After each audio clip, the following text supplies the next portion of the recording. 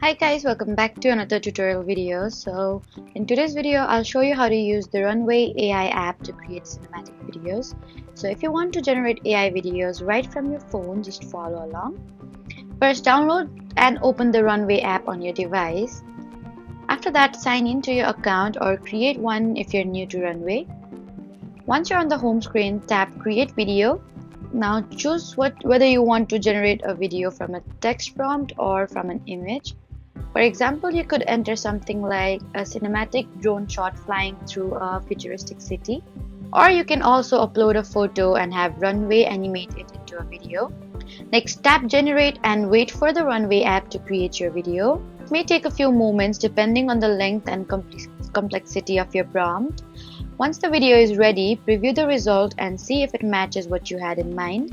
If needed, you can edit the prompt and generate another version as well.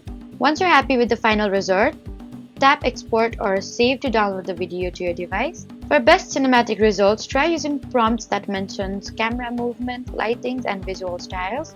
And that's how to create cinematic videos using the Runway AI app. Don't forget to like, comment, and subscribe for more helpful tutorials. Thank you for watching.